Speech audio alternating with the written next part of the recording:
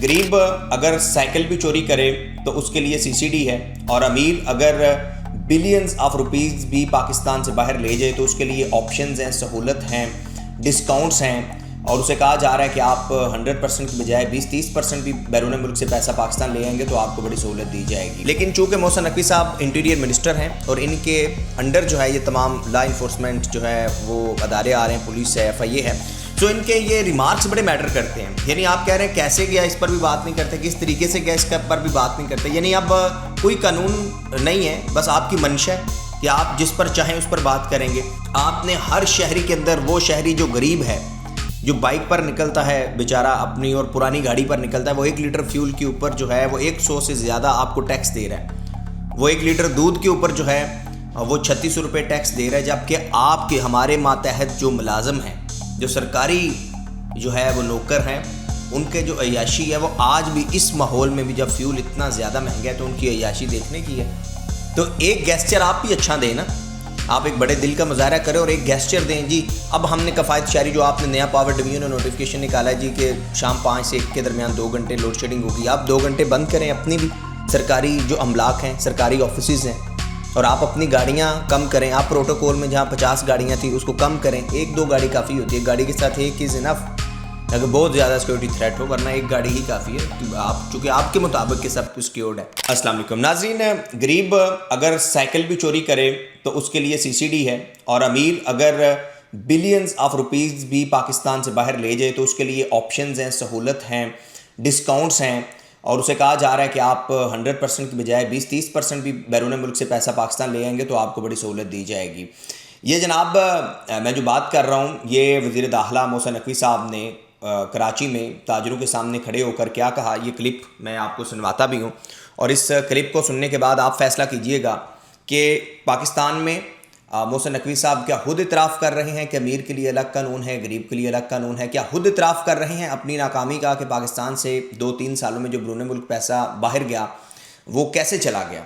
उन्होंने क्या कहा पहले सुनिएगा, फिर इसके ऊपर हम एनालिसिस करते हैं और फिर आप फीडबैक दीजिएगा।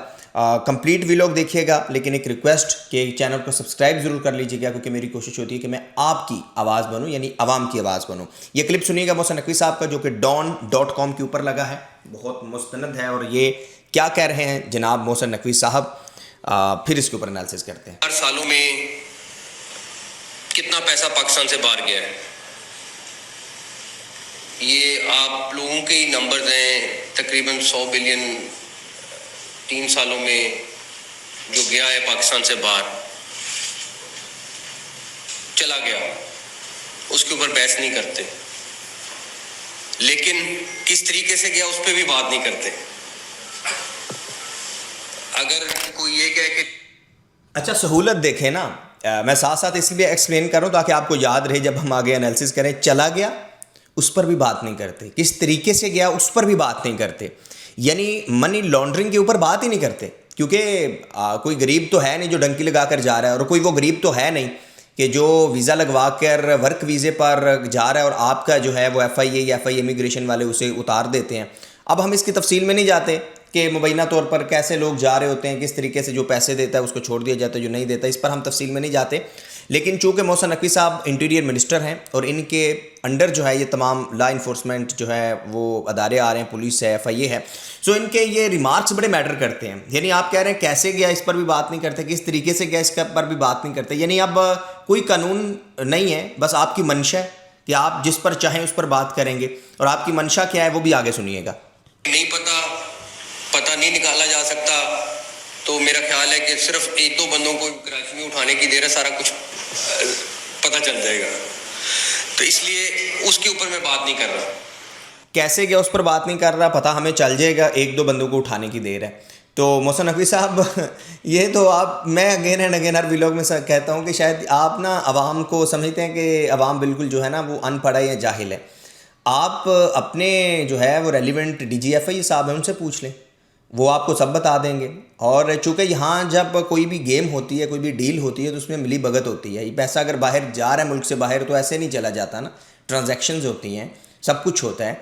और वो सबको पता होता है, तो आपको उठाए बगैर भी पता चल सकता है। मसला ये है कि फिर उस जद में वो कहते हैं ना लगेगी आग तो सभी इस जद की आय में, इसमें सिर्फ हमारा मकान थोड़ा ही है, तो वो सिर्फ वो एक दो बिजनेसमैन नहीं आएगा, आपका एक पूरा नेक्सिस बना हुआ होता है जो करप्शन का बेसिकली नेक्सिस होता है। खैर मोहसिन नकवी साहब की आगे बात सुनी।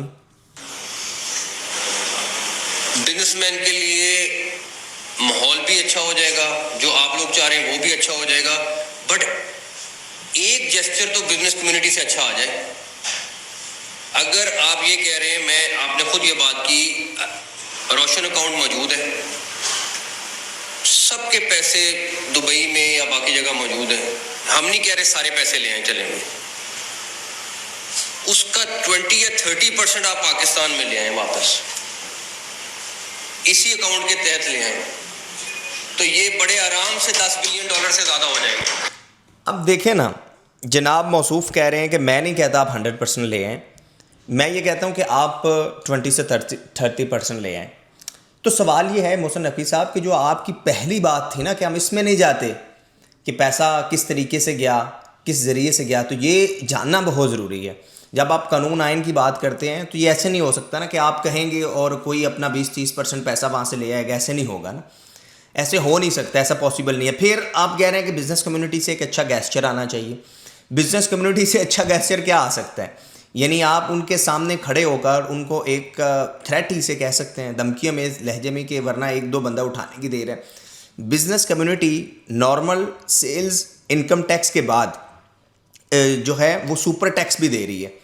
जब बिज़नेस कम्युनिटी, आप बिज़नेस का आपने एनवायरनमेंट क्या रहने दिया है, अगर आप निकले ना ज़रा बाहर, तो क्या कौन सा ऐसा एक ठेले वाले से लेके एक फैक्ट्री मालिक तक आप ज़रा जाएं और उससे पूछें कि वो इस वक्त किस सूरत हाल में है, किस मुश्किल में जो है वो कारोबार कर रहा है, उसके एक्सपेंडिचर पूरे नहीं हो रहे। आपकी तरफ आपके तो अफसरान की याशी हैं, आपके तो प्रोटोकॉल चल रहे हैं, आपके चूँकि आपने डायरेक्टली सैलरीड क्लास के ऊपर एक इम्पोज कर दिया टैक्स। आपने हर शहरी के अंदर, वो शहरी जो गरीब है, जो बाइक पर निकलता है बेचारा अपनी और पुरानी गाड़ी पर निकलता है, वो 1 लीटर फ्यूल के ऊपर जो है वो 100 से ज़्यादा आपको टैक्स दे रहा है। वो 1 लीटर दूध के ऊपर जो है वो 36 रुपये टैक्स दे रहा है, जबकि आपके हमारे मातहत जो मुलाजम हैं, जो सरकारी जो है वो नौकर हैं, उनके जो अय्याशी है वो आज भी इस माहौल में भी, जब फ्यूल इतना ज़्यादा महंगा है, तो उनकी अय्याशी देखने की है। आप किसी भी डिस्ट्रिक्ट में चले जाएं, यानी ये मुझे बताने की ज़रूरत नहीं है, पंजाब के, पाकिस्तान के हर डिस्ट्रिक्ट में आप DC ऑफिस चले जाएं, आपको अंदाज़ा हो जाएगा। क्या वहाँ पर इलेक्ट्रिक गाड़ियाँ आ गई हैं? क्या छोटी कल्टस गाड़ी आ गई है? वहाँ पर तो फॉर्च्यूनर है, डाले हैं, वो ये लीड के डाले स्कार्ड में चल रहे होते हैं। हर डिस्ट्रिक्ट में AC, DC, DPO, ऊपर RPO, IG, चीफ सेक्रेटरी तक चले जाएं, तो ये कौम, ये आवाम देख रही है। तो एक गेस्चर आप भी अच्छा दें ना, आप एक बड़े दिल का मुजाहरा करें और एक गेस्चर दें जी। अब हमने कफ़ायत शारी, जो आपने नया पावर डिवीजन और नोटिफिकेशन निकाला है जी कि शाम 5 से 1 के दरमियान 2 घंटे लोड शेडिंग होगी, आप 2 घंटे बंद करें अपनी भी सरकारी जो अमलाक हैं, सरकारी ऑफिस हैं, और आप अपनी गाड़ियाँ कम करें। आप प्रोटोकॉल में जहाँ 50 गाड़ियाँ थी उसको कम करें, 1-2 गाड़ी काफ़ी होती है, गाड़ी के साथ एक इज़ इनफ अगर बहुत ज़्यादा सिक्योरिटी थ्रेट हो, वरना एक गाड़ी ही काफ़ी है, क्योंकि आप चूँकि आपके मुताबिक के सब सिक्योर्ड है। तो अगर आपके मुताबिक अगर 50 गाड़ियाँ प्रोटोकॉल की चाहिए तो खैर इसका मतलब है कि सिक्योर कोई नहीं है। खैर ये जी मोहसिन नकवी साहब ने कहा, और उन्होंने कहा जी 20-30% अगर जो है वो बिजनेसमैन ले आते हैं पैसा वापस तो सब सेट हो जाएगा। और आप 20-30% अगर करप्शन भी कम हो जाएगी ना मोहसिन नकवी साहब, तो फिर भी काफ़ी चीज़ें बेहतर हो जाएंगी।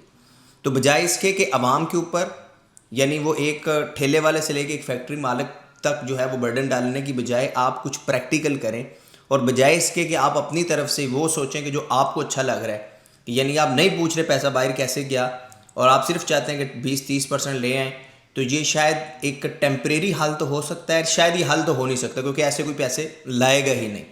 और फिर हम इसकी तफसील में नहीं जाते कि ये जो लोग हैं जिनके प्रॉपर्टीज़ बनी हैं, अगर उनकी डिटेल्स निकलती है और ख़ुद हाजा आसिफ के बकौल के पुर्तगाल में हमारे अफसरान ब्यूरोक्रेट हैं, तो फिर ये बात बहुत आगे तक जाएगी। बिजनेसमैन के पास तो फिर भी एक लॉजिक होगी कि वो कोई बिज़नेस कर रहा है, कुछ सेल कर रहा है, कोई उसकी प्रोडक्ट है। लेकिन जब दुबई में असासे निकलेंगे, और इससे पहले आया भी चुकी हैं, लीक्स आ चुकी हैं, जब पुर्तगाल में नेशनलिटीज़ निकलेंगी, तो आपके जो अफसरान हैं, जो आपके ब्यूरोक्रेट्स हैं, उनके पास कोई जस्टिफिकेशन नहीं होगी। सरकारी लोग जो हैं, क्योंकि उन्होंने माँ सवाए करप्शन के और कोई ज़रिया नहीं है उनके पास पैसे कमाने का। तो ये अगर 20-30% आप बिज़नेस कम्युनिटी का कह रहे हैं ना, उनकी तो हो सकता है वहाँ काम हो, उनकी कंपनीज़ हों, तो तो आपके लोग अगर 5% भी ले आते हैं, 5% करप्ट अफसरान ब्यूरोक्रेट्स अगर अपनी 5% रकम भी बाहर से यहाँ पर ले आते हैं और उनको भी ये ऑप्शन दे दे, आपसे भी नहीं पूछा जाएगा आपने करप्शन से कमाए थे या कैसे कमाए थे, तो फिर भी पाकिस्तान में बेहतरी आ जाएगी।